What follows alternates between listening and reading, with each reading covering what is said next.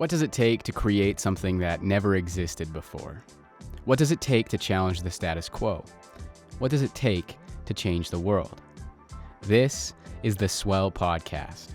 We're passionate about the seed of an idea and how it swells into a movement. Take a journey with us as we seek the answers to those three questions through the stories of thought leaders, world builders, game changers, disruptors, and other pleasantly rebellious humans who've ventured out into the unknown on a personal journey to do something novel, innovative, creative, or disruptive. In today's episode, we chat with Greg McKeown, New York Times best-selling author of Essentialism, with a new book out called Effortless, and, probably most impressive, brother to the co-host, Spencer McKeown. We kick things off with Greg and Spencer sharing some family memories. Then Greg dives pretty deep and conducts an essentialist intervention on Josh. And we conclude with a surprise appearance from Arian Lewis, the CEO of Kiln, our podcast partner. Arian reins us in and asks some pretty targeted questions on how essentialism can be practically used and applied to startups, businesses, and entrepreneurs. Be sure to like and subscribe to the podcast, sign up to our newsletter at theswellpod.com, and get in on the conversation through all of the major socials at theswellpod. Our first season is made in partnership with Kiln. Kiln provides flex office space solutions for teams and individuals. Their all-inclusive set of amenities helps startups, creatives, and entrepreneurs alike get work done. Learn more about Kiln at kiln.co. Thanks for tuning in. We hope you enjoy. Should we start? Yeah. Is that recording? It is. All right. Yeah. Oh, we're already on. Yeah, it's recording. Don't sign this paperwork. It's live. It's going. Well, so do you have like disclosure forms and things like that your guests sign when we do they now yeah. because it's through a production company, and so if they're doing film, they always do this. So that's normal for that industry. But normally in podcasting, it's like this wild, wild west still. Yeah, it is. But they think, pretty quickly it's going to be a similar thing. You just need to do it for risk mitigation. Yeah. I'm not signing anything. Well, we don't need to do that. I got him to sign something when he was playing marbles with me, like in 1984. What was this agreement? He just said he'd do anything.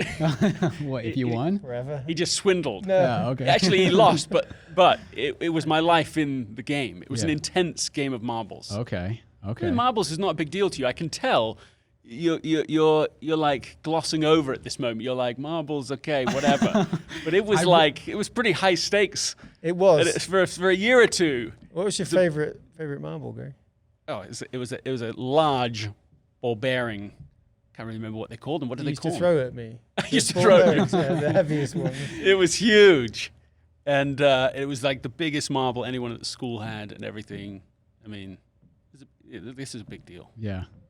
I may have glossed over a little bit on marbles, but I didn't gloss over on the stakes part of it. Like that seems very interesting. But it sounds like you guys are playing a different version of marbles where you're throwing them at each other. No, there was no throwing them at each other, but we did play. Yeah. We did play in for keeps. I seem to remember. I think you're just dancing around the story. In fact, of when we had some sort of agreement that if you won 3 times, you remember you were going to win. The large, it was like what were they even called? Like a king, what's it called? Were they kingers, queens and kingers? I can't remember. And I think I might have. I think maybe I lost a couple of times, and if I'd lost a third time, then I would have. And I think I stopped the game early. Something along those lines. Oh, I've forgotten about that, and so you owe me. No, if you'd won a third time, I'd have owed you. Okay, this podcast is now turning into, I think what we have to do is get some marbles and have this third game and turn it into, let's put some stakes down. I think I would win that. I think I would win it. Well, just to provide context, so I know Greg because we used to share a bedroom together. That's a really great way of putting that. And we're brothers. We're brothers. We're brothers too. You could lead with that. But welcome to the Swell podcast. It's great to be with you. Thank you. Yeah. I don't know where we begin. I mean, we started with marbles. It was an interesting conversation we had before the podcast about what do we want to talk about. What did you talk about? Well, we talked about, the things that maybe Spencer doesn't want to talk about, but because you guys are brothers, right? It's like, well, what is interesting to both of you? Because you guys have talked to each other all the time. And what did he say he didn't want to talk about? Well, I don't know if Well, we no, really that- necessarily got there, no, but no. it was like what we do know is, we both agree with the principles of essentialism, for example, right? And I think he's followed you along that journey, and like I think when we think about essentialism, maybe we want to challenge some of it a little bit more, or maybe we want to hear something that you wouldn't hear on a normal podcast because of the fact that you guys are brothers. I know? think we've already started in that direction, Yeah. haven't we? I mean, marbles, sharing a room together. we are on a good path right now. I do like And it. then later on, maybe we'll talk about you were asking about creativity. Where does creativity come from Yeah. in the McKeown household? And it's not that I wouldn't Yeah. want to talk about it. It's the fact that, is that what we want to talk about today? Yeah. But absolutely, like the things that, where did it come from? But Well, there's that as well. let's start there then, because I think that's a good spot, right? Because I've known Spencer for 6 or 7 years, and then I slowly learned about your whole family, right? I learned about you before I knew about the book. I learned about all of your other brothers and sisters, and the fact that you were a twin. But everything I first knew of Spencer's mentality, and I always looked at Spencer as this person who I felt like I look at him like somebody who can probably make something impossible possible, right? And that's why I've worked with him for 6-7 years. But Thank you. Yeah, for sure. But then All right, hold on. We've got to start on there then, because I've always thought that Spencer had like this creative genius about him, and always used to say that. Do you remember I used to say that to you? I've got a really bad memory. He's a creative genius, but not great on the memory side. But he always used to have some physical creative project going on. He was always like, a few that come to mind. I remember him like designing and sewing velvet Levi jeans, I suppose, right? Did I tell you about that? not the velvet. And everybody loved them. Everybody wanted to buy them from you, didn't they? Is this not true? Well, they were black velvet, Levi velvet. Yeah. Okay. Design. But they were also kind of a copy, because I'd take the Levi badge off a real pair and stick them on. So they looked like black velvet.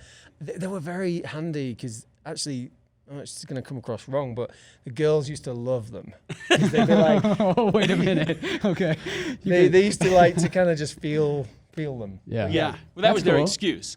And but there were other things too. Do you remember you used to do there were what were they? Jazzy B badges. Yeah, the badges. Exactly. Jazzy B from De La Soul. Is he from De La Soul? I'm not sure. I think that sounds familiar anyway. That feels like my childhood rushing back as you use those descriptions. There was always something. He had a. They were Jazzy B badges. Yeah. So I'd take 50 of them. I'd make them out of Fimo, bright coloured Fimo that goes hard, and then I would sell them to little boutiques in Leeds, England, fashion kind of boutiques. In the little stores there, and it went on and on like this. There was just always some project going on, and I feel like it's the more freedom and support that is given to that impulse.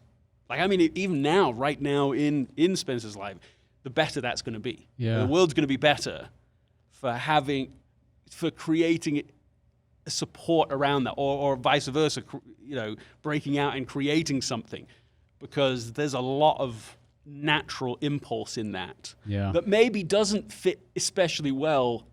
Now thinking about my own children, right? Doesn't fit especially well in a traditional school system, right? Like, we our children now are homeschooled, and so without any particularly conscious effort on our part, just not by snuffing it out, their natural creativity and impulses get to come forward. And so I think between traditional school and then hierarchical systems, that natural creativity that I've always seen in Spencer, it isn't going to be necessarily super embraced. That isn't what they're built well to produce often. So, but it's survived, it's grown, it's built, and I've always seen that. Yeah. Always seen that. Well, thank you very much. I think part of that is the free, and I think everyone can feel it, which is the freedom to create anything you wish to. So even in the school system, I mean, they do probably encourage students to do both divergent and convergent thinking, but probably more on the divergent thinking, but the convergent thinking. Yeah. But ultimately, even inside the system, you still have to kind of stay within the guardrails and whatever else. But in life, any day, you can create anything, do anything you wish, anything. That's kind of pretty exciting. Yeah. It's interesting hearing you say that, because I'm trying to think about our own family and family of origin and what worked and what didn't.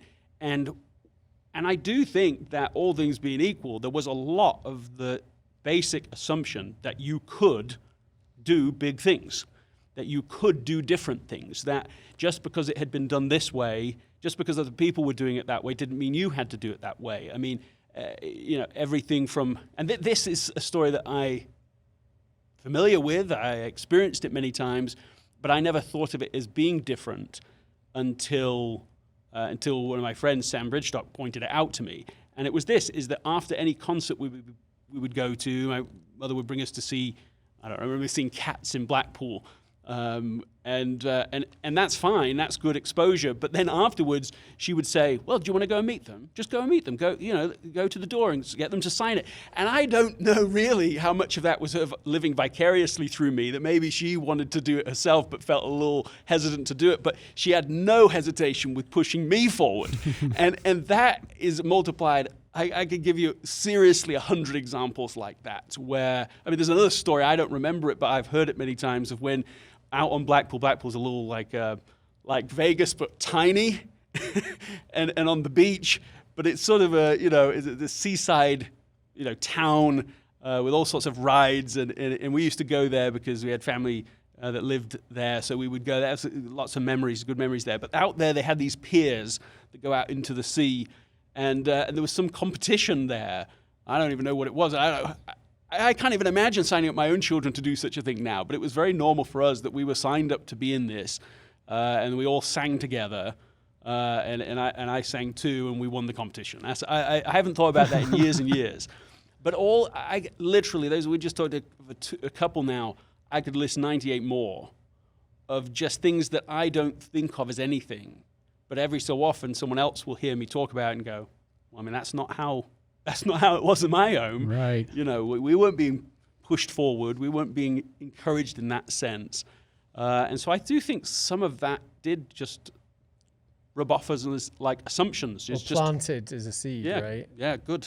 I think I was talking about this before, having a sewing, you're going to have to get us back on track in a minute. Well, Josh. I'm just going to let you go for a minute. Okay, but fine. yeah, I think so I'll just say, because that is, I think what's really interesting to me is it seems like everyone in your family is going off and doing big things, doing different things. And it's really interesting. Like even your sister, for an event that we had, came in, did it was doing art and it was pretty impressive. Like, I don't know. I'm impressed at how you guys are all going out and pushing into the world and doing some really amazing things, all of you. And there is something about, I guess, maybe it's the story that you shared. It's being, pushed out into these situations where maybe you don't have a choice. You have to be creative, or just the assumption that things don't have to be the way they were. Yeah. There's one story that we have, and we have the letter, so it's not like just family law, is of my mother writing and asking the doctor if our dad could be there for the birth. And we have the letter from the doctor responding, saying, effectively, this is a pretty shocking thing to ask. I would certainly not want to be there for the birth of my child, and I've never heard anyone ask for this. And this is how it continues. But then at the end, but I am allowing it if that's really what you want to do. Mm. When you read that story, you think, yeah, someone, and it's my mother, our mother, who had to say, well, just because that's how it's been done doesn't mean that's how it should be. Yeah. And so I think even beyond, was creativity specifically encouraged? I think the in the air was the idea, you don't have to be like everybody else. Mm-hmm. Actually, you're not going to be. And And so I think even in that slightly awkward position, you have some freedom too, some liberty. I know that when I've talked, well, I remember when I got married in England, which, first time back for a year at that time, and I remember someone there saying at my wedding that was officiating, they said, oh, Greg, yeah, I mean, he just never does it the way that everybody does it, right? And that was news to me. I didn't know that that's what he thought. I didn't know that anybody thought that. And so you sometimes aren't you like fish who discover water last. You only discover certain things about your own life late in the game. Yeah. Because it was always everywhere around you. Yeah. Oh, yeah, I like that. Well, it's interesting, I guess, because that makes a lot of sense to me. I mean, I know if I just bring it even back to you, it's like, I mean, I've experienced in the many years that we've been working together, a lot of times, Spencer might even experience pushback because of those things. It's like, it's really a matter of like, well, does it really have to be this way? And I think a lot of people get really stuck in that, well, this is the way it is. But I've always experienced, it's just the complete opposite. It's like for some reason, there's just something in there that there is that thought of like, well, is this really actually important? Is this really actually what we should be doing? Is this really a priority, or is this really the way that it should be done? Is it the right way? I don't know. It's interesting, but yeah. It's a really good thing to just reflect though on any family. I hope that's okay that we spent some time reflecting on this stuff. Our listeners are every family is unique and different, and I actually have respect for those that do want to do things the same. It's okay if they. Yeah. I don't know, I don't relate to that as much, right? if someone lives in the same house, the same street, does the same things, I mean, that's impressive. But each one of us have different drive, and driving to do things that are different if they're better. I don't know. When I feel like something's important enough, I certainly will make it happen. And I think our mother is, all of our family members, but our mother is actually pretty important in that. In writing, whether it's writing scripts for plays, and, you're a writer, Josh, from nothing, right? There's a bit of a theme in this podcast around creating stuff from nothing, creating costumes from nothing, hundreds of costumes over many years, and from her own father, who's a clown and ventriloquist and all sorts of other amazing things. But the fact is, that's creating something from nothing and giving permission. And it was actually our family was quite very much strict in many ways. It wasn't like do anything, but it meant you had enough freedom in these areas where you would be able to do just anything you wanted, creativity wise. And it doesn't always have to be big stuff. I want to say, No. when it just. I was thinking this has nothing to do with the theme, but I hear people talking about oh, I'm proud of my family because they've done big things. I'm like, oh my goodness, so you mustn't be, if they haven't, you're not going to be proud. The way your family think, the way that they do things, that's more important.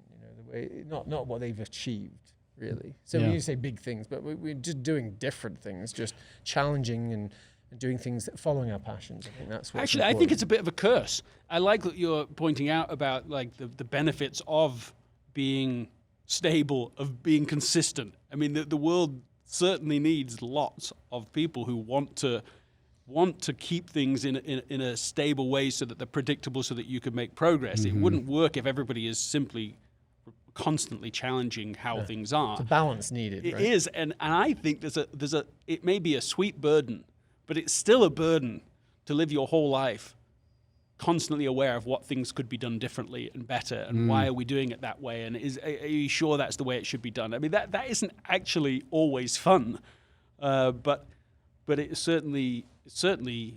I remember having somebody came over. We had this little shed outside in a house that we lived in, and he walked into it, and this thing was wrecked. It was awful. I basically like, you got to tear this thing down. It's just terrible. But he walked in, and within like 30 seconds, he just explained exactly what we should do with it, how we should do it. Oh, just pull this down, take this, put a bar there. And he just had this whole vision of it. And I thought it was amazing watching him do it. And then I definitely had him do it after that. And he transformed the whole thing. I watched him see the vision of it and do it. And I felt like, I don't have that, generally speaking, in that physical transformation of space. But watching him do that, I was like, I feel that sensation just in other areas. And I think the creative impulse is a blessing, but it comes with a burden too, to not just be satisfied or not to never be content with anything, because it can always be done differently, always improved. Why would you do it like that if you could do it like that? I mean, it's not necessarily the funnest thing to spend time with somebody that is constantly thinking how it could be done differently. They just want some, let's keep things going. Sounds like that's a lesson you're learning right now, to find a way of still enjoying the now, like not being able to constantly be thinking about the future, but actually enjoy the journey. Well, it's something that I could sort of teach about or preach about, but I still actually struggle with. I still feel highly impatient. In fact, even as you're talking and describing what our sister's done and I just think in my head, what I feel is there's so much more to be done. There's so much more that I think probably, hopefully, possibly will happen. But my sense is like, this is just the beginning. There's like really important work to be done. We got to get on with it. We got to get there. And so, yes, to your point, Spencer, I think a part of me is needing to learn still. How do you make, impatience your servant, not your master? I know you've got a question, Josh, and I think you should interview both of us and continue to do that. At some point, yeah. I'll and we want to know about, to give our listeners an idea of what essentialism is for those that don't know, briefly. But do you think that's why you found essentialism? Well, and I also want to add on to that question, because I think what's interesting about, if you see the things that should be changing in the world, what made essentialism also that thing that was like, okay, if I see so many things that I should change or that could be changed, yet this is the one, right? This is the one that bubbled up into this massive thing. What's the backstory? Why this? Yeah. Is this my water? Yes. Oh, thank you. All right. The story behind, essentialism. Right. Get into essentialism. Essentialism is a mindset that says we should do three things. We should create space to explore what is essential. We should use that clarity to discern what is not essential so that we can start to eliminate it from our life. And then we need to create systems that make it easier to actually execute what matters most. Essentialism is exploring what matters, eliminating what doesn't, and executing on the things that really are essential. The story behind that, how do I get there? I mean, there's lots of stories, lots of narratives, but one that in hindsight was important was I got an email from a colleague at the time, said Friday between 1 and 2 would be a very bad time for your wife to have a baby because I need you to be at this client meeting. And I'm sure they were joking, and it's just a throwaway comment. But as it turns out, I'm in the hospital with my wife, Anna, with our daughter, who's just been born just hours before. It's Friday morning. And instead of feeling really focused in the moment of, well, this is clearly the most important thing that's going to happen today, I'm feeling torn. I've got my laptop out. I'm distracted. I'm trying to, how do you keep everybody happy? How do you juggle all the different demands? And so to my shame, I go to the meeting, and afterwards, I remember my colleague saying, look, the client will respect you for the choice you just made to be here. And I didn't see that respect in their faces. But even if they had, it is clear in hindsight that I made a fool's bargain, that I violated something more important for something less important. And what I learned from that lesson was simple and important, which is if you don't prioritize your life, someone else will. And so that was one key moment that catalyzed an interest in this subject. I didn't have the language of essentialism. I created that language to try and capture the solution to the problem I experienced on that day. I didn't have the language of being an essentialist or a non-essentialist. All of that grew in order to be able to explain what had happened and what I think lots of people end up doing, which is violating things that are essential for things that are not essential. If I'm interested to know if that same bargain happened in maybe, some less major impactful life event, do you think it would have latched on to you as much as it did, to the point where you would have explored it the way that you did? Or did it require the massive bargain that you made, right? Like the birth of a child, right? Yes, I think that our biggest mistakes are our biggest opportunities for learning, and they tend to keep our attention for longer.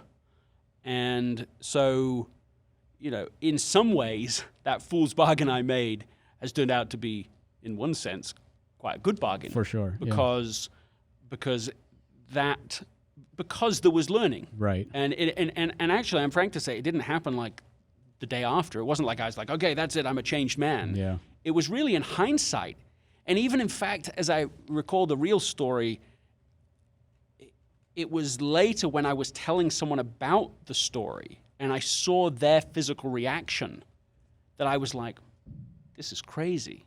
How do you get to a point where you violate little bit to the point that you don't really feel in control of the prioritization of your life? I mean, that's what the underlying story is. It's not just someone who just doesn't value the right things. It's that, well, I did value certain things. Exactly. And in fact, I did value my family, but somehow over a little course, over a journey, small violation here, small violation there, at the margin making, it's just easier to just say yes to this. It's easier to not deal with the conflict, to not have the conversation, to not push back. You find yourself off course in a key moment. Yeah. Just to clarify, so why were you telling the story to the person? Because you hadn't learned the lesson, right? They helped you learn the lesson by their reaction. Were you just telling them because it was... No, I was telling them because I had by that point become aware of having shifted, of having given up a certain degree of control. And I think I was sharing the story in the sense of like, can you believe that I let this happen? Can you believe that this is what happened? And them being sort of shocked by it helped to identify it for me as like, that wasn't just, that wasn't just off or wrong. That's like, that's like a way off moment. And it's a wake up call moment. But I think it did help having them react. So I'm definitely I want to jump into this, but not yet. But I want to talk about the moment in time, which you talk about in the book a little bit, the moment in time of choice for humans, right? But I also, before we get into that, I do want to ask about, I'm very passionate about storytelling, and a lot of people want to learn how to tell a story. A lot of people, are interested in that, right?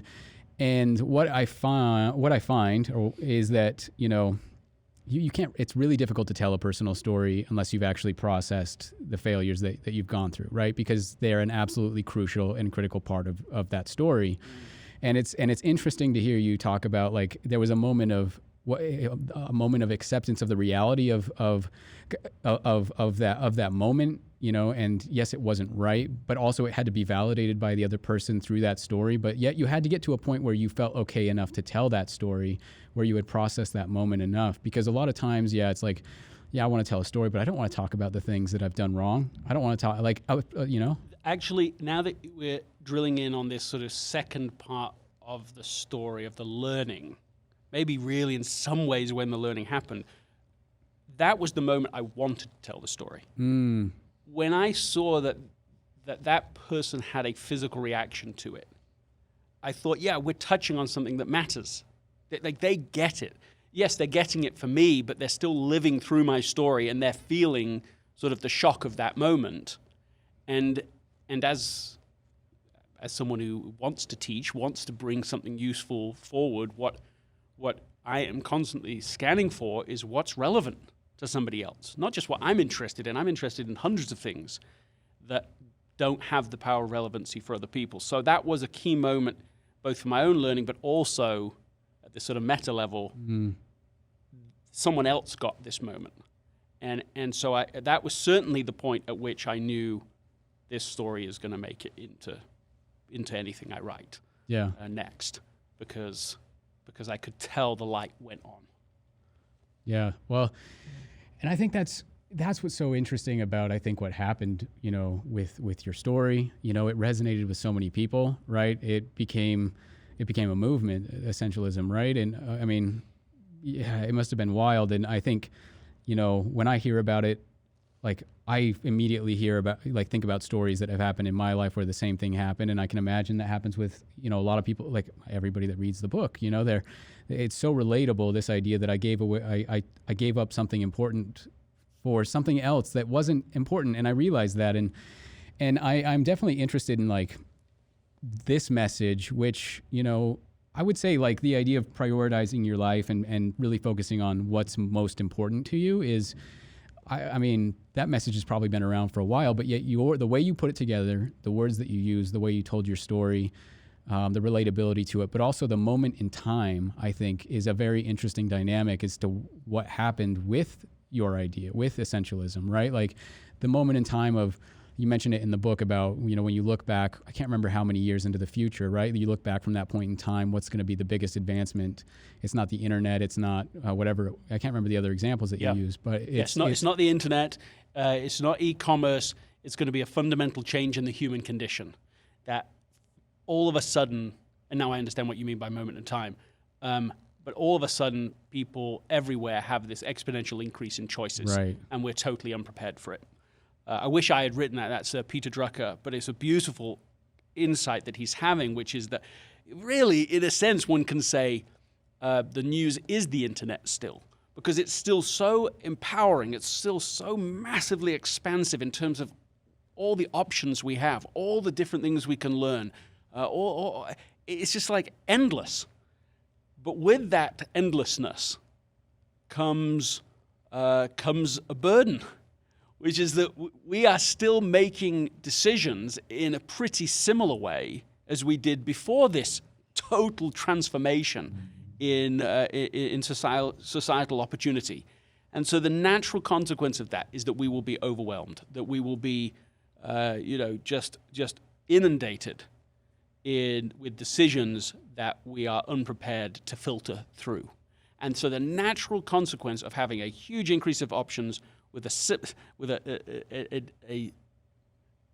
limited update in our decision-making selectivity is that we're going to fall into the undisciplined pursuit of more. We just have way too much to think about, way too much we could be doing, and we just will be in overwhelm all the time. And I still think that's happening for people. People still suffer now with stress, with anxiety, with decision fatigue, with exhaustion. I mean, all of this grows out of, a lot of this grows out of the success of these new options.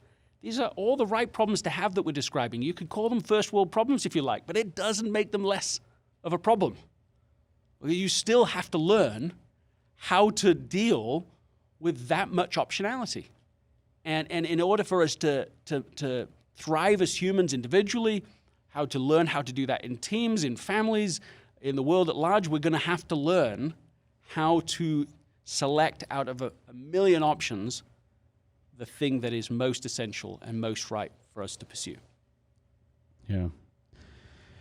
What it makes me think of is I often think about, especially when I first read your book, I'm like, yes, I love this. This is a message that I probably needed to hear right now. So much so that I gave your book to my mom, right? And I was like, here, you should read this book. And I apologize to your mother right now. It was her Christmas present too. double apology. But yeah, she could have had something she wanted, but she had to have my book. Yeah. There we go. But like, I agree with it. And I still find myself, I think, in a point in time where I struggle with it. Like, I was rereading it or re-listening to it. Well, me too, by the way. Yeah, well, that's good to hear. And I would love to dive more into that, right?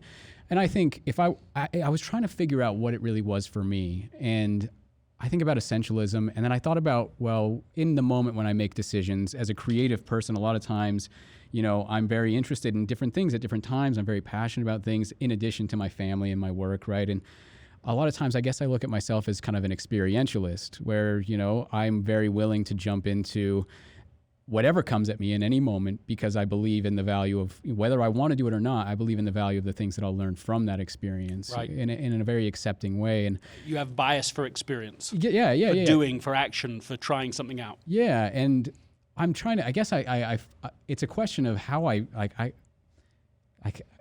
so I realize that's a priority for me, right? That experience, but it's a matter of, I guess, weighing that priority and the essentialism that causes me conflict with the idea, right? The idea in and of itself, like, it's actually really, really difficult.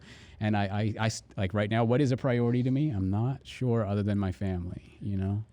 There is a great book you could read. It's called #Now. Oh yeah. by Max. Oh, okay. I'll have to read that book. But yeah. Well, I'm about to try and explain that book, but best not. I mean, first of all, I'm very sensitive to what you're describing. I mean, I think what you're saying is that now I want to do this. See, okay, let me ask you this question. Is this an intervention? Yeah, is that all right? Because we couldn't decide whether we wanted to do an intervention on you. You can do an intervention on me. I don't mind if you want to do that. Mutual interventions, I'm okay for it. Okay, yeah. What's something that's essential for you, Josh, right now? Essential, really important, that you're underinvesting in? First thought. I mean, you've already had it. I guess my family. Yeah, okay. So why is that so important to you? Well, so I have a 3-year-old son, right? And I'm conscious about, you know, me being around enough to hopefully help him develop into, you know, a healthy, happy, functioning, you know, adult at some point in his life, right? I'm very but the way you said that was intriguing, because what you said is like, hopefully I'm around enough that I can actually, you know, that he knows who I am. That we hopefully I'm around, and so in that answer there was a little bit. I'm not suggesting that you are not there for him. From what you said, what I'm hearing is there is a little bit of a pain for you, a pain point right now. If you're saying, yeah, I'm there. Of course he knows who I am, and of course I'm there for him, and of course I love him. But there's something where you think, but maybe I need to be there more. Right. Yeah. So I would agree with that. But it's interesting. I'm very specific with my time, meaning, you know, if I have something that I want to explore that's beyond what I believe to be actually essential for now, not a year from now or 2 years from now, but essential for now. Like, these are the things that are very important right now.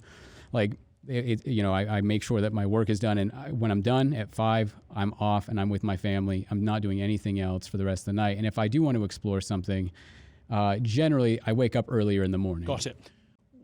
Why is it that you answered family then? What is it that triggers that for you? I think it's what I think about maybe when I'm with my family. Maybe that's it, right? So a lot of times maybe my mind isn't necessarily completely on my family.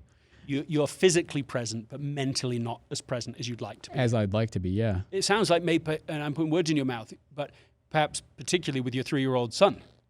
Yeah, I would say that's probably true. Which I think is very relatable, because when children are so young, you know, you're not operating at the same intellectual level, to state the obvious. Yeah. And so what's interesting to them, and is endlessly interesting to them, is not going to capture your attention very much. But the temptation, I suppose, I'm again putting all of this into your words, you can correct me, but the temptation is then to hardly be connected. To be there, yes, physically I'm here and we're doing dinner and we're doing this and I'm doing that and I'm even going on a walk and but really you're not seeing him. Mm-hmm. You're not actually experiencing him. Yeah. And that what you want is not to miss this moment. Yeah. Absolutely. I have a very interesting, and I think there's a very specific moment in my life that I relate that very specifically back to. It's like, I remember it was late one night after my son had gone to bed, and I'm going around the house picking up some of his toys and stuff like that, trying to get the house back into somewhat shape, right? Because it was a mess. The nightly pickup. Yeah. And I look behind our couch. We have this big couch in our living room, and right behind it is a big window. And on the windowsill behind the couch he's got his toy cars out. And he's got his toy cars all lined up in a row, and they're actually separated by the type of car that they are. So, you have your animated film Pixar cars, and then you've got your very kind of hyper-realistic little tiny miniature cars, right? And I thought to myself, I'm like, that's amazing. In this moment, I'm seeing his mind work, but it took this moment after he's already been asleep and he's not around. It wasn't in the moment that he was doing it that I was like, I didn't see his mind work in that moment. Does that make sense? It does. First I want to encourage you because obviously the very fact that you were aware in that moment of pickup, that you were present enough to notice it, shows that you care. You're not describing, I'm not envisioning from your description someone who's completely disconnected. But nevertheless, in that moment, you thought, if I observed my son the way I observe other things in my life, with that level of attention, I might notice things in the moment that right now I am missing. Yeah. And I don't want to. Why don't you want to? So what? So you miss them, so what? So I miss those moments? Yeah. Why does it matter so much? Why do those moments matter? Yeah. Well, I guess it's really, why do I do anything? I think it's probably those moments that I think I should matter more than I let them matter, right? And it's like I'm sacrificing those moments, I guess, for the moments where I'm maybe thinking about, what is this Swell podcast going to be about, or what don't put that on me, man. Like, what question am I going to ask Greg? I'm going to think about this for a couple hours. It's not my fault. No. No. But that's you didn't answer the question though. Why does noticing that moment with your son in the moment, why does it matter to you? Well, so it matters to me because I'm fascinated in his curiosity, like in the curiosity that he has, right? I want to be a part, I think, of that curiosity, and I want to help him continue to be curious. Like, I'm a big believer, like I want to encourage that curiosity more and more and more, right? And the attempt to find meaning and patterns in life, I think, is interesting. But the curiosity and all of these things that he's doing on his own, I want to continue to be there to encourage those moments, right? That's what I think. You already have a tenacity and interest in creative processes, creative thinking, and you want to help him to develop and fulfill that creative impulse within him, and you think you could do it if you were paying attention. Yeah. I totally agree with that. Yeah. What I sense underneath the surface is this is like my mission. This is the combination of mutual missions, both as a father and that natural sense of responsibility, but also this natural inclination I have and curiosity about creativity, about that process and bringing it out of people. It's those two worlds colliding. It's bringing a double mission together. And in that moment of seeing those cars lined up behind the couch, you were like, nope, I missed it. And maybe I'm missing it.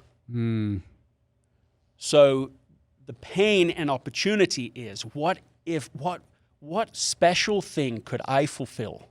What special mission could I complete if I could fully bring my unique skills, professional skills perhaps, natural inclinations together with this role that I see as being ultra important? What magic could happen? Yes, he's just 3, but if I start paying attention now, what might I be able to help bring forth that might otherwise not just be missed by me, but missed by the world at large afterwards?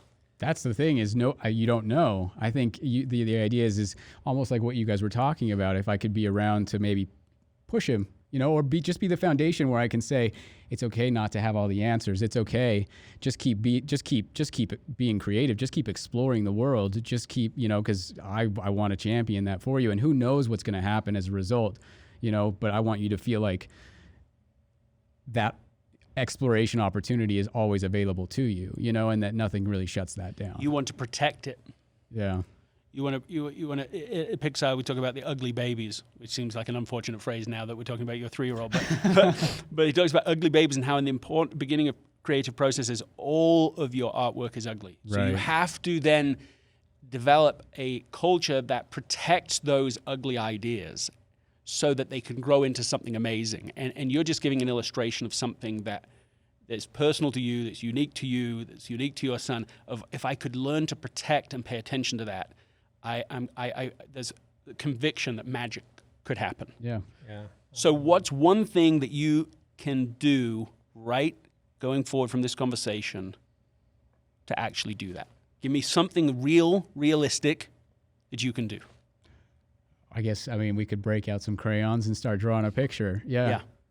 Do you do that now? I do, but I don't. I think it's more or less, it's, it's probably not as much as I think maybe he wants to, or maybe we both would want that experience together. I don't know. How much one-on-one direct playing time do you have with him every day, every week? Give me an estimate. It's like 4 hours, maybe 5 hours if he doesn't want to go to sleep at night, a day. A day. That we're together, yeah. But I'm talking about like playtime, intentional playtime as you've described, drawing together, doing together. That's what I'm asking. Definitely not as much. Yeah. Maybe I was like 4 or 5 hours. I'm like, okay, why are we even talking about this? If we're lucky, maybe like 30 minutes even, right? Is it as much as 30 minutes of playtime together? If we're lucky. Okay. Yeah. So what would the goal be? How would you know I am killing it in this? Not even killing it, just I wouldn't say I was underinvesting anymore. It would be what? I guess it would be, I think it would be the best example I could probably give is that, something that's measurable is that, all electronics are off, right? Okay. So if all electronics are off, but at the same time, it's like there is then probably visible artifacts that come out of this, right? That's what got me thinking. The artwork, the cars reminder. lined up in a row. It's technology away. That's the trade-off. The technology being away, and then it's taking out something physical. It's the cars. It's the crayons.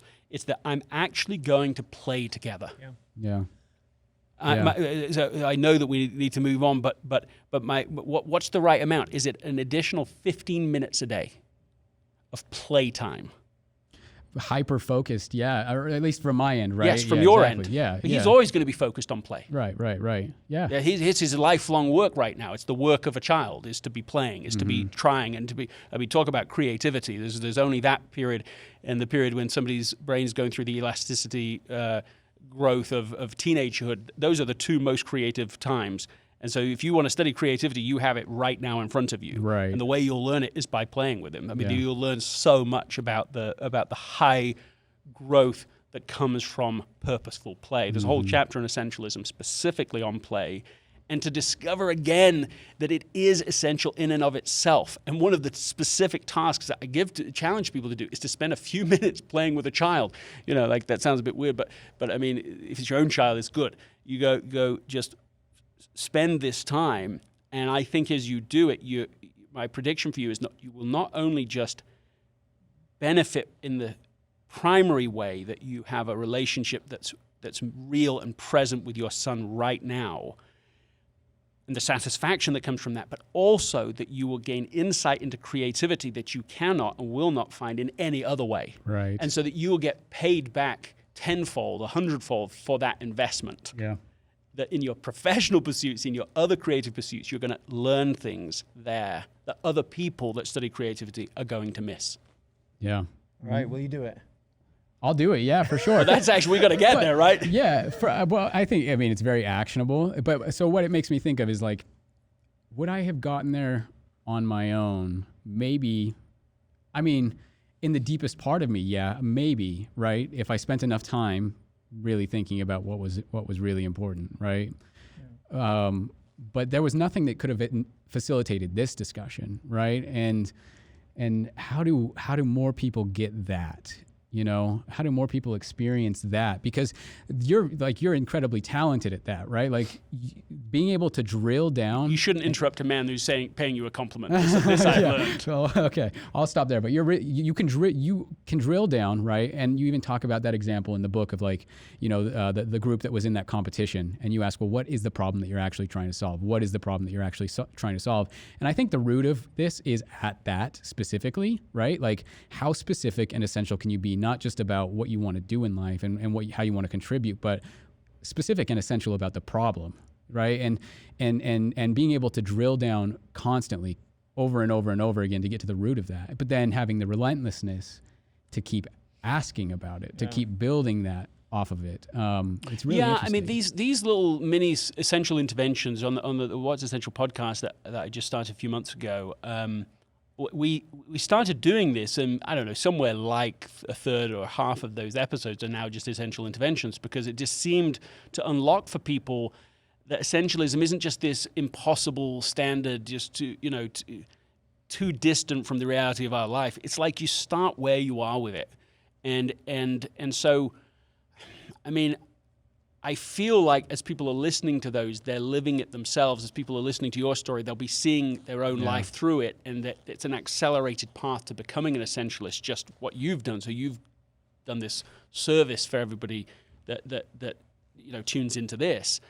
I mean, just beyond that, I mean, maybe you were asking me a rhetorical question, but the actual answer is, I mean, I literally am building sort of a mini masterclass on essential interventions so that people can have a process they can follow to try and apply this in a more immediate way by going through, even though it sounds like we were just having a conversation, there is method in the madness and a series of questions that are behind it that help to accelerate our way to clear answers, specific things that are deep and essential that we're currently not doing.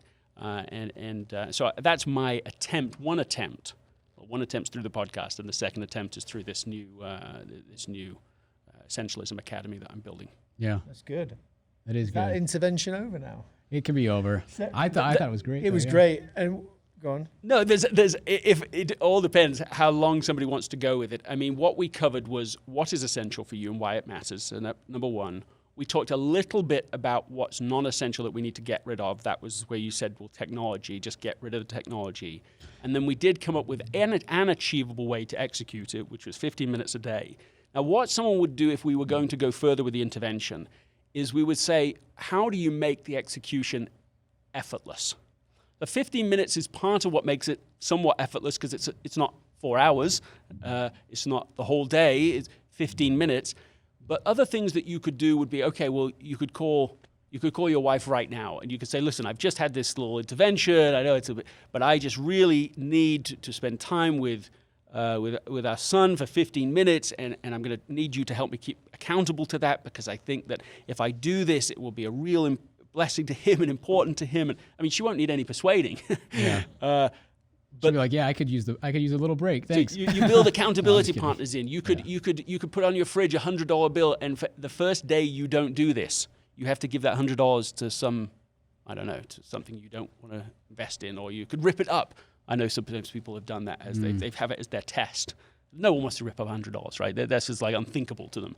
And so it helps them to be consistent. Okay, so I'm going to do this 5 days in a row, and if I don't, it's down. Yeah, I like that. It reminds me of a couple of things, and I think the first is an acknowledgement of where my flaws are currently. And I've thought of it multiple times, and sometimes I get this right, but we have our work, our gifts, our strengths at work, and we use them quite well, but do we use them in our own homes? So I'm incredibly good at imagining the future, creating experiences, things that are different, things that are memorable. But do I do that when I'm just surviving at home, or just trying to cope? No, you don't use the best tools. You just survive. And when you realize that, and I'm thinking of the film Inception that we could have talked about for quite a while, and the importance of the totem to remind yourself that you can do something different, that this isn't actual reality. You're trapped in I don't know if you call it the drama triangle or whatever, but you need to get out. You could do anything. And what are those triggers? Yes, it could actually be a physical thing. It could be putting the cars out. It could be putting a car in your pocket, right, Josh? But what can trigger... I like that, the car in the pocket, by the way. You have to put the car in the pocket until you've spent 15 minutes each day. I wouldn't be surprised if there's a car in my pocket right now, to be honest. but anyway, I mean, just reminding ourselves that we do that. Now, you've got a commitment today, right? One of your commitments is to be with your son, and you need to go in a few minutes. So I've got a couple of different directions. One is, we do want to talk about the movement of essentialism, where it's going in the future, like 10 years, 20 years, 30 years. I'd love to look at that. But I do think our listeners, that lots of our listeners will be running companies. Maybe they've just established a company. They're dealing with... Family is hopefully always going to be the most important thing, but actually applying essentialism to work, to a startup, especially this year in a challenging time. For sure. How on earth do you do that? It's not... I've always thought when I read the book, right, it's too simple. Where's the book that explains what to do? And I know you're talking about the masterclass, and maybe in 20 years, you'll have all the tools and the systems that are going to help someone running a business and applying it, right? But I'm just, wondering if we go down that avenue for a few minutes, talking about how do you apply it to actually work challenges. When you've got 1,000 things that all need to be done, you can't choose one thing. Right. I don't know. So that's one option. We tend to do this in a podcast. We kind of say we could go. Those are two options we can vote for. If the time runs out, then we have our sponsor, Arian Lewis at Kiln, who is the founder of Kiln, and he's behind us actually. And maybe he can ask leave some questions. And maybe Arian could join for 10 minutes and ask some questions around how it applies to some of our listeners who are running businesses in very difficult times. But what would you vote for?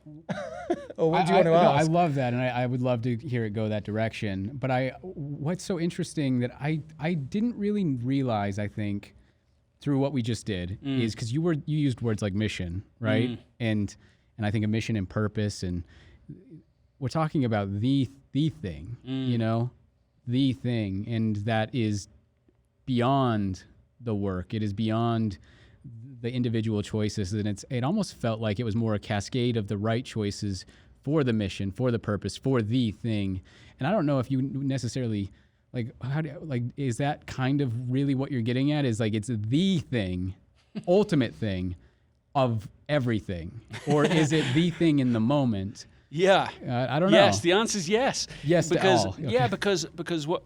Yes, first, one of my deepest convictions is that life is an essential mission, and that each of us has an essential and unique mission that only we can fulfill.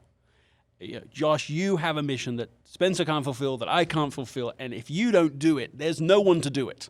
It's like Frodo in the ring. I mean, like it's yours to do, and there's no one else for it.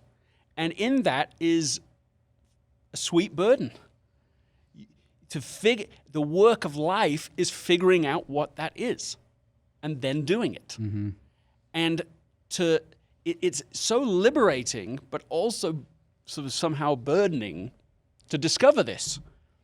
Because you say, well, at one moment you realize, well, I don't have to do what everyone else is doing. I have no obligation, in fact, to do what everybody else is doing. Right. None whatsoever. I have the obligation to find out my highest contribution, my unique mission in life, and to live that. And I mean, I can see in you, I can sense in you something is triggered, as you went through that little experience, that it touches something bigger for you. Maybe I'm making that up. Yeah, well, there's still a lot of questions that I would still have, but yes, I do think that, and as I kind of look at all of the things that I do, can I say that they all build towards this thing, this mission, this whatever it is? But what is interesting, I think, just to bridge it back to what Spencer was, so we can segue into that part of the conversation. But I definitely think, as far as an entrepreneur, somebody who's starting up a business, right? Somebody who just stumbled upon this topic that's going to build into this New York Times bestseller, essentialism, right? It's like there is an essential problem. There is this thing, this the thing, right, that is your mission right now. And I think that a lot of people feel motivated by, I'm going to go out and solve this problem with this business, and we're going to go and change the world this way. And that can be the thing at that time. I think essentialism applies equally well to personal challenges in the way that we've been discussing mostly so far, but also the same questions, the same ideas have relevancy for a startup business. Startup is like the ultimate. It's like the ultimate decision-making challenge, because the decisions are coming at you so fast, and there's not yet systems in place to handle them, so they all sort of tend to hit you. And what I would argue is that, therefore, essentialism is even more relevant for someone as a startup entrepreneur than maybe any other time in life. Because if you don't make choices really carefully and selectively, still, if you don't create some space, there won't be any. And so then you will simply become reactive. And so essentialism, while I've given sort of a personal story as to how I came to essentialism, the professional side is that I was working with Silicon Valley companies and noticed the predictable pattern that when these startups were young and small and got focused, so they gained clarity, it led to success, which led to options, which unfortunately leads to the undisciplined pursuit of more. Right. And so I noticed there this predictable pattern that if they weren't careful, the very things that led to success would be undermined by their success. Yeah. And so essentialism became an attempt at solving this problem, helping entrepreneurial ventures, entrepreneurs themselves, to become successful at success. So as they're scaling, they don't just get beaten up by all of the noise and options and overextend themselves and so on, so that they become disciplined before they have to be, before they get burned out and so on. So I actually think that essentialism has a very natural home in the world of startups and entrepreneurs. Yeah, that's great. I am going to step away. Yeah. I appreciate this. Go live the intervention. That's what we want. Arian, do you want to hop in here? Do you have time though? Yeah. All right. Thanks, everybody. Thanks, Greg. I appreciate it. I'm going to look for your report. I'll give you a report back for sure. No, I don't think I have any other questions. I mean, maybe I'll have some questions at some point, but thanks just for hopping in and While we're making this transition, what is your actual commitment? A dedicated. I really think a dedicated hour. If I'm having a good day that's 30 minutes, I think an hour is realistic. I'm still gonna say lower, but just for longer, like 15 minutes a day. But for how many days in a row are you willing to commit? Right. Okay, 15 minutes a day for the next 15 days. Okay, I like that. And we've got a great. I don't know if we want to advertise the app, but this is a great app that we used, isn't there? Yeah, there's about consistency each day. What's the app? Called Done and To Do. Yeah, I basically start my morning the same way every day. Usually there's an hour of meditation, or not an hour, 20 minutes of meditation. But this could go in there, right? It should go in there, yeah, for sure. Thank you, Josh. Have a safe trip. Yep. And now we have great transition to Arian Lewis, and this is Greg McKeown. Greg, nice to meet you. So nice to meet you too. Yeah, we have some friends in common, which we can chat about afterward. I'm so curious now. Yeah. Well, the first time Arian is our sponsor, and I'm not sure if we'll include this, but we were in a hot tub once upon a time. Yeah, fully clothed. And you have a way of beginning, Spencer. Fully appropriately clothed. I always have a way. Just in case any listeners are imagining. Okay, let's start again. When I met Arian, we were talking, and I think you mentioned essentialism, and that was quite a few years ago. Before I did. I've read the book. Yeah. Believe in the philosophy. Is that right? Yes, I do. I always feel like I just need to apologize to anybody who's read the book. I'm like, you could have been doing something perfectly good. You listened to it. I think it was you, wasn't it? It is me, and now I have to double apologize, because what generally happens is that people listen to it on like speed and a half, like 1.5. So then when they meet me, they sound like they're like, man, you're speaking so slow. Like, what's wrong with you? I'm like as if I'm wound way down. This has happened, hasn't it? Yeah, I think that could be the case. But I just don't sound very intelligent in person. That's what you've just said. No, I think you do a good job at that. I think you've nailed the intelligent person, the intelligent person category. I failed that one, but Greg got it. There you go. Well, so I do have a question about what is so you talk about essentialism for entrepreneurs. Can you just distill it down? What is the framework for an entrepreneur? The essentialism framework for an entrepreneur. So essentialism has 3 parts: explore what's essential, eliminate what's not, execute on what matters most, right? It's a cycle, an ongoing cycle. So that's your framework. Yes, 3-part but framework. it's a 3-part framework. But with entrepreneurs, I think that you need to switch it. So you say explore, execute, eliminate. Yeah. And so that little switch is quite important because you don't know anything when you're very, very starting out. Depends where you mean in the entrepreneurial cycle, but in the very early days, you've got to get trying, right? You've got to do the minimal viable product. You could maybe say fail instead of explore. Yes, I think that's right. I mean, it's an exploration process, an experimentation process. Yes, certainly experimentation, and the eliminate is important. So yes, it's a fail process, but it's also, I mean, where essentialism would differ than just what fails, get rid of what fails. With essentialism, you might get rid of stuff that's actually doing okay, or even doing well. But you just say, yeah, but it isn't the thing. Sure. It isn't what we are going to go big on. Yeah. And that's quite important because I think a lot of early ventures, well, actually all organizations, fall into this problem where they have these sort of zombie projects that just go on and on. They're not terrible. If they were terrible, they would just be cut. But someone is going, well, there's a good argument for this, and I've put so much into it. And so sometimes it's those good things that can keep entrepreneurs back from actually breaking through and really selecting that. So I think that would be my one distinction between just the fail model. But that's the model. Explore, for entrepreneurs, explore, execute, eliminate. Good. I think that's a really simple model for anybody that's listening to just put in their brain. Yeah. I think you mentioned something earlier, though, that I feel like layers really nicely onto that, which is you talked about how important it is to be in touch with what is essential for you. Yeah. And I kind of describe what you described as dharma, the concept that you need to align your life with in your words, your mission.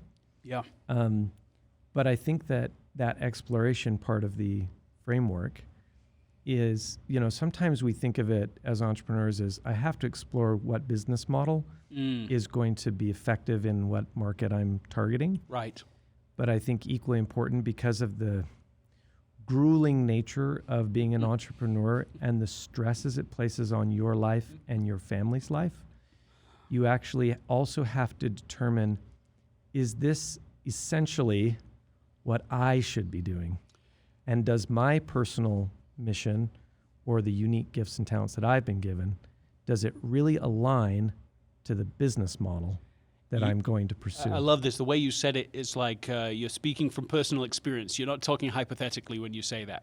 I am.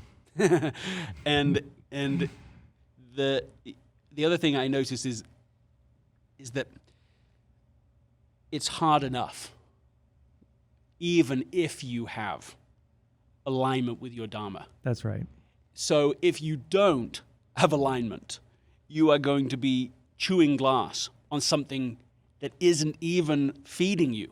Yeah. It isn't even, so you're always at odds, plus it's going to take all this effort and energy out of you. So can your framework help people to identify that thing? Yeah, I mean, I think it's about what questions you're asking. So whether we use the language of dharma or of essential mission, underneath those concepts are very similar questions, right? Instead of asking, is this a good business idea, of which there are too many to pursue. Sure. You ask, is this, can I be the very best in the world at this thing? Yeah. Do I have unique competence in this thing? Instead of asking, do I like this? Am I interested in it? Many non-essentialists have the curse of capability. They can do many different things. You're saying, is this, would I do this for free? Am I truly, deeply passionate about this, endlessly interested in it? You know, in terms of, it's aligning those things then with the market questions. Instead of asking, you know, are some people interested in this? It's a question of who is so hungry for this thing, they want it right now. So I'm just using sort of a few examples to try and indicate the different pieces you need in order to find your sweet spot, right? In the questions I just used, generally the first was to do with, you know, you can do it, you know, have competency. The second was to do with passion. The third is to do with your market. I do think those three elements make kind of the sweet spot. But I'm also trying to illustrate this one more point, which is that it's not just general alignment between these areas. You're looking for an extreme alignment of each thing. You're looking for something that is really distinctive. If we use the metaphor of the closet, you're not looking for stuff that's good and okay because your closet will be packed full of stuff you hardly ever wear, you don't enjoy wearing. You're looking, to use Marie Kondo's phrase, does it spark joy? And I think you can use similarly selective questions, you know, that would clear out a closet in order to clear out the closet of your entrepreneurial life, so that you're asking more and more extreme questions, so that you're pinpointing something that you go, yeah, this. You know, that stuff is good, that stuff's, you know, tempting, but this stuff is a definite 90% or above yes. And if it doesn't get to that standard, you actually start saying no to it. That would be essentialism as applied to entrepreneurship. Yeah, or business creation. Or business creation, yeah. Are you thinking of like the method? Like, is there? I mean, you talked about a masterclass, but I mean, the actual methods that people can pick up and actually apply. I mean, I think in conceptual frameworks, and I think that if you've been trained to adopt conceptual frameworks, then you use them through your decision making. Yeah, definitely. And if you're making a decision, let's say you work for a large company and you've got a really healthy income and you find balance in your life with your kids, but all of a sudden you've decided you need to go out and create this new thing, and you're trying to determine, do I leave the safety and security of this net I've created? Do I step out into the unknown? How do I make that decision? Yeah. You're saying, well, one thing you can pick up is this framework. Yeah. This essentialism framework. And I think that one of the things that you touched on is the word passion. It's used a lot. A lot of people say you have to be passionate about it. And, you know, you ask a college student what passion means, or you ask a 60-year-old what passion means in their career, and they're going to give you different answers. College students going to see like vacations with their team, and they're going to see, you know, a soda machine right outside my office. And I don't know what they're going to see, but they're going to see something different. When you ask somebody that's maybe been through the ringer a little bit, they're going to say, I believe that for a lot of my life, I haven't really been able to deploy the unique gifts and talents I've been given. And there's this side of me that feels unrealized. Feels like I haven't been able to actually maximize my potential. Yeah, for sure. And I want to actually feel what it's like to really deploy my gifts and talents into something. And there's always been something about the structure of the job they've been in or what they've been doing that's held them back from that. And the true joy is not this sort of elation or swag, you know, filled fantasy of entrepreneurship. It's really the hardcore, I'm getting to do what I know I can do best. Yes. That what the pull isn't just the hustle of entrepreneurship. It's doing what I came here to do. Yeah. And I think you're saying the same thing about family life as well. I think so. And it's interesting you mentioned family. That just takes me off in a different direction because my bias around these ideas is that you can teach them to anyone at any age. And so when the worst thing I've heard from someone who read Essentialism, and it was meant as a compliment, but it's just like tragic, is that Let's they said... name the person. What's that? Let's name the person. I don't know the name of the person. I'm just teasing. They said I just wish I'd read Essentialism 50 years ago. Sure. And so building on that, like Good plug my there. eldest daughter's here, and And so we talk about these kinds of selective questions from when they were very young. And so I remember, well, I guess I don't remember because I can't remember exactly the age, but sort of around 11 years old or so, we've been talking all about it, these big questions. What did you come here to do? What is your unique contribution? You know, what would you like to achieve 100 years from now? These kinds of big questions, even though, you know, she was young and she slipped a note under our door, you know, late at night after she's been brainstorming. She's like, I have realized I want to be a director, and I've realized that I realize I've always been doing stuff towards that, even though I didn't have words for it. And so it's this very, you know, eureka moment. And so now, even if you asked Grace today, she would say, I mean, listen to this. This is like good for a 17-year-old. I want to create, I want to take the best children's literature and bring it to the screen. Beautiful. In a way that can be reached by, you know, by the masses. That's beautiful. That is so precise. Yeah. And the traditional schooling program and the traditional business systems don't really either address those kinds of questions either at all or seriously. And so what it really is okay, just get grades and get to the next thing and get to college and get a job. And so somewhere along the line, somebody gets to 40, 50, 60, and then they go, what am I doing? Yeah. And why am I not feeling it? And it's because they were asking, without knowing it, I suppose, the wrong questions. That's true. What you're saying is if you could start that journey, because for me, school was like a game. How do I get through the matrix kind of thing? Totally. But instead of asking yourself, how do I get through the maze or the matrix, you ask yourself, how do I use all of these experiences to help me understand what it is about myself that I could really bring to bear into the world that could be used to lift and bless others? Exactly. Yeah. And what I hope for, what I would hope for, now this comes to a different question, Spencer, that you were mentioning before, but what I hope for in the future, in the big picture, is that we've really deconstructed the current way of the current process that we have when we're educating children, when we're working with employees, that this gets put earlier in the process. In fact, the more you think about it, when you go down this path for a while, you're like, why are we not putting this front and center? Why would we not help people to really figure out what their contribution is, what they are uniquely built to do, what they want to bring to the world? I mean, education was created, our modern education system was created for the industrial economy. Totally. And now we're in a different kind of economy, and the reality is that our system hasn't changed that much. Still looks like a factory. That's right. And so physically even. So literally. I think the magic here is that you're giving people a very simple way to start to understand the deeper question of what is it that's essential about who I am, who I'm becoming, how I'm affecting the world around me.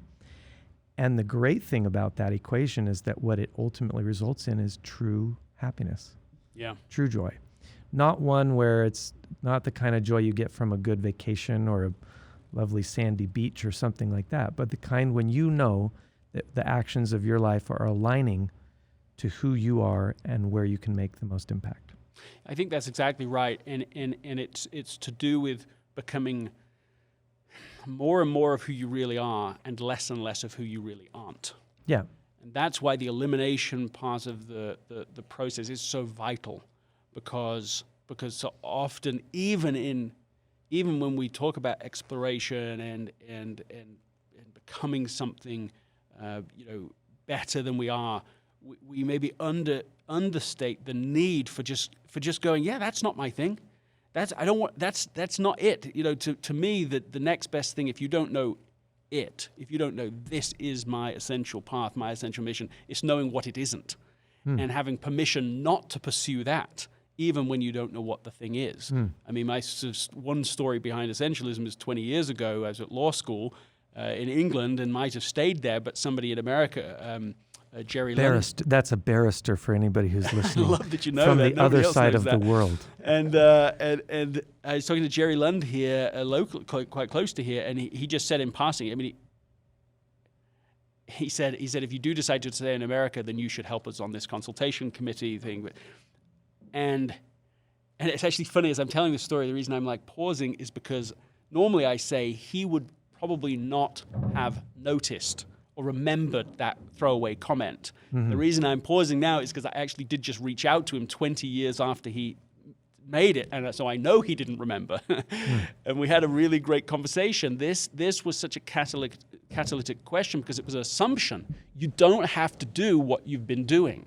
And that was so emotionally liberating. I knew logically you could say no, but I think often people don't feel emotionally like they can say no, so then it's as if they don't have that choice. So it's no good to talk about empowerment unless you feel empowered not to do something. And so that was sort of that was the breakthrough. It was the break with the past to be able to say, no, I'm just going to go and teach and write. Well, the world's a better place because you're not a barrister.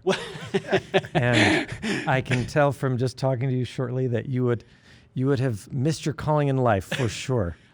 Or at least been the most sensitive and thoughtful barrister in the magistrate's court. It's a polite way of saying I would have been a very bad barrister, but I'll take it. Yes. Is there any other thing? I'm thinking, is there any other questions that you'd want to ask for your customers, your members? Or, I like to give choices, is there anything that you right now trying to figure out, with the future of growing Kiln? I don't know. We can obviously not include this. But, how would your framework apply to somebody building a team? Are you asking hypothetically, or are you building a team right now that you're working through? Well, I think, yes, I'm building team. We're a young team, but we've got about 20 to 25 people right now. Okay. But, if you think about the challenges that an entrepreneur faces, do you feel like your framework, in addition to the business creation element, is there another point in time in which you think that your framework and essentialism can really add value? Let's talk about specifically the decision-making around building an excellent essential team.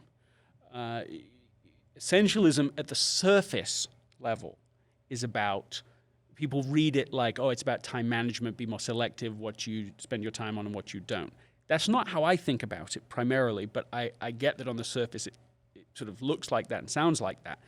What it really is a decision frame, right, as we've talked about. So therefore, and this is where I think its highest value is it can be applied to any type of decision making.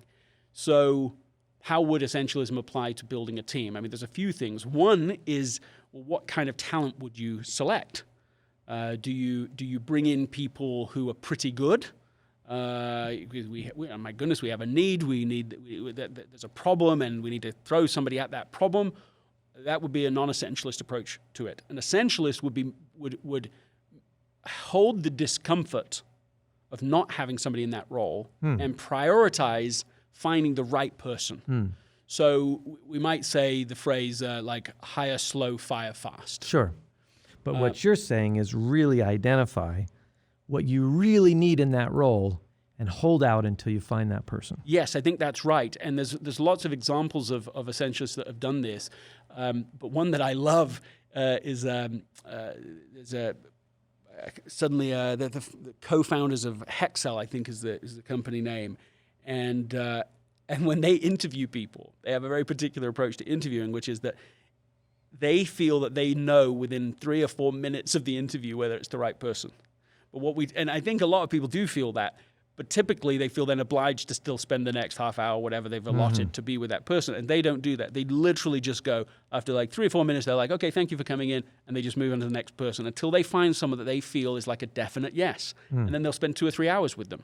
That's an example of what it would look like. Another example is the managing director of Vitsu, which is he's such an interesting guy because he started this. Vitsu only sells products that were designed by Dieter Rams, who famously came up with the principle, or stated it this way, less but better. That he used that as a design principle in products for 35 years when he was at Braun. He was always trying to strip away all the non-essential clutter on the product design themselves. Well, Vitsu doesn't just sell the products that have been so carefully designed by Dieter. They've also taken it into the culture of their organization. So when I spoke to him, this was very early on while I was still writing Essentialism, when I spoke to him for the first time, and I mentioned the term essentialist as being sort of a working word I'd coined to try and express this way of leading. He was like, and he's not a presumptive guy at all, but he said, that's me. He said, I am an essentialist. I have spent 35 years as an essentialist. That's for real. So when he started to describe the culture and the processes that he's followed inside of his business, it was like really fascinating to me to see how far you could go with a single design principle, less but better. So when he came to hiring, how do they hire? Well, they have a whole process in place where they bring people in, they'll have them work for a full day without like an employee contract, just come and work with us for a day. I remember one example, they had this person come in, worked with them the day that this was just putting up the shelving system.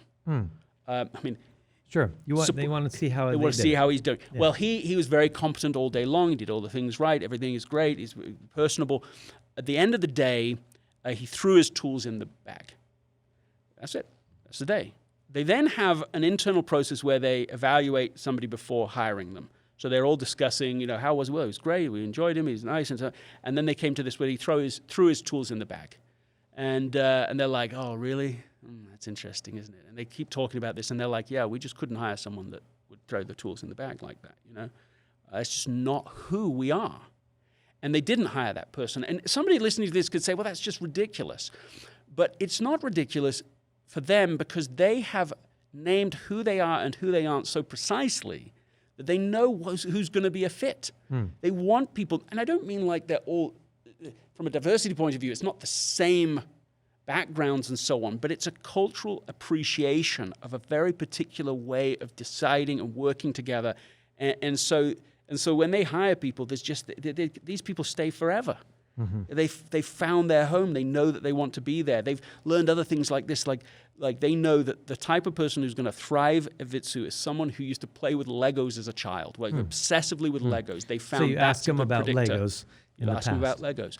So, and so on. So it's all. So that's now you asked me about teams, and I've gone entirely about just selecting people. I think you give a good framework there again, which is that you're basically saying, really, it's essential to understand correctly who you are and who you are not, and apply that to your hiring decisions, and have go through basically an exercise as a team where you really distill down what that is before you make those investments. I think so, because if you don't, what happens is that you actually set a lot of people up for failure. Yeah. And so what sounds like a little harsh with them, I think is actually principled and in the long run really kind. Yeah. Firing people is not fun and is hard on the culture. And so getting your team to really stick and to be the right fit is huge. Yes, because if you hire the wrong person, somebody that isn't a good fit, and then don't change it, that too is so harsh on the culture. Yeah. So you set yourself up for one of two problems. You either then have to fire, which of course doesn't feel good for anyone involved, or you keep someone on the team that everyone is then limited by. And the research behind this is pretty strong, that if you have someone who's not a fit on the team and isn't working well on the team or is underperforming in some way, the rest of the team can actually not function, just cannot function as a peak performance team. And so when we think, oh, it's kind, keep them in there, give them a chance, keep going, we're actually limiting everybody involved. And that's very interesting. Yeah. Is there more that we can read on that somewhere? Yeah, it was Vital Smarts that did research specifically about this, and so so I'm running for sort of vague memory now on exactly the details of it, but I seem to. I better not quote more than that numbers-wise because I may just be slightly off. But they definitely found that you just have to have that crucial conversation. You have to say, this person isn't going to work. And you liberate the whole team. Well, Greg, given that you've probably been at this for a while, and I'm sure that your listeners have a long attention span, but if they're entrepreneurs, they probably don't. I want to just make a recommendation to you, which is that you really consider how you take the book that you've written, distill it down to the ADHD version of the book, Yeah. and give it as a set of frameworks to entrepreneurs to use, Yeah. and see what the measurable impact on businesses is of the framework. Yeah, I like it. You can imagine a cards in your pocket kind of thing, 52 cards. That's a great way to do it. Yeah. How to apply the essentialism framework to hiring. Yeah. How to apply it to business model evaluation. How to apply it to your marketing strategy. Like, come up with interesting ways for somebody to really get this framework in their mind, and then be able to measure potentially over time how it's affected their businesses. Yeah, well, I love that suggestion. I'll take that seriously. It reminds me just in wrapping this of a company, a president of a company came to me fairly recently, just a little before COVID. They run these worldwide tours for some of the biggest names in music, and they read Essentialism. They got their whole team to read Essentialism so that they could try and create a culture around it of decision making. And what he found within a year, what they'd done is they reduced the number of tours that they did. I think they maybe cut those in half, and yet they still saw an increase of, I think, 4x revenue. So they just, by being way more selective about who they worked with and what tours they wanted to go big on, rather than just running in sort of following all good things, massively increased the success of their venture. So your point is well taken. And maybe that's part of your journey. I know we won't have time now, but you're looking at the next few years, 5-10 years. To really create that movement, you have to have those types of tools in place to apply practical application into business, because I think that's where it's really difficult. I underestimated a lot of things with essentialism. I underestimated how many tools and support and systems people would need to be able to reconstruct their lifestyle and their team culture and their organization and so on. In my head, I thought, once you understand the framework, you have it. Once you've got the concept, you can just start making decisions in a completely different way, because, I think, to be frank, and to a point that you made earlier, that's how my mind works. So once the concept's clear, I can start applying it immediately. But what I've found is that isn't how everybody else thinks. And so they're up against something I'm not up against, which is they're up against all the old systems and old culture and everything else they've got. Management, leaders, hierarchy, systems, all of it. And so I think you're absolutely right. And I've sort of come probably slowly to the point where I say, you got to build more in order to help people to be able to apply this on a consistent basis. That's why I did the podcast. I want to be the first person to get the deck of cards. Yes, okay. And I'm going to put one of those cards in my pocket each day so that I focus on that particular element of the framework or that application. I like it. We're beginning a good moment here. Good. Cheers. We might not include this in the podcast, but Greg, I like to put people on the spot. Will you, next year, maybe we should have a Kiln member that's offered somehow an intervention with you where you help them be more essential. We could do something cool with a few. Something like that. 15 really high-powered founders and have a really cool conversation, I think. Yeah. Something like that. Yeah, especially if you want to test out your concepts on some good founders. Well, I think that's fun. I mean, one of the things that was to be explored here, I was just talking to the production company on my podcast, and so we've had some interesting entrepreneurs on there who are interested in like ongoing partnerships where you follow their journey. So we do an intervention and they come back later.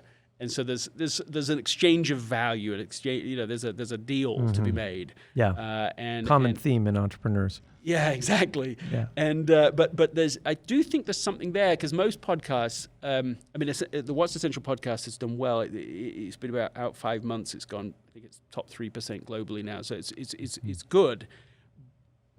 But I'm actually a little nervous about a variety of things with it. And one of them is, I don't want to just go just to an advertising model if I could help it. Like that sort of seems like it contradicts a lot of the points of podcasts. Is that but if you could find alternative business model with it, which I think there are a variety to explore, you could do something I think that doesn't weaken the listening experience.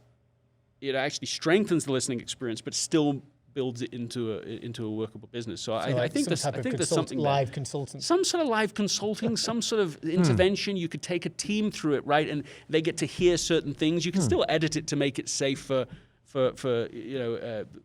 companies. I mean, there's a company. So, for example, one of the companies we're talking to right now, read Essentialism, brought it into the company, and then they turned it into a 4-day work week. That is what came out of it. It is a fascinating case study. The company's called Uncharted, and Banks Benitez is the CEO there, and it's just an example of how far you can go once you start disconnecting number of hours worked and results. Once you say, okay, yeah, that is a relationship, but that's not the only relationship to results. What if it was more selective people? What if it was how you work, how you decide, how you interact to make sure you're focused on the most important things? What if you could, suddenly you can scale much better, because you're not limiting it only to, what's the cost of labor, and I'm going to scale I'm going to increase this much labor and increase this much investment, and then get the same X return. This unlocks that and says, no, that's not the point. The point is, can you become more selective together? Can you become wise together? Can you choose the right investments together? So anyway, I think there is. Yeah, that's good. Well, I think you said yes, so that's good. Cheers. Yes to the offer next year. Thanks for hanging out with us. We hope you enjoyed today's episode of the Swell podcast. Be sure to like and subscribe to the podcast, sign up to our newsletter at theswellpod.com, and get in on the conversation through all major socials at The Swell Pod. We'll see you next time.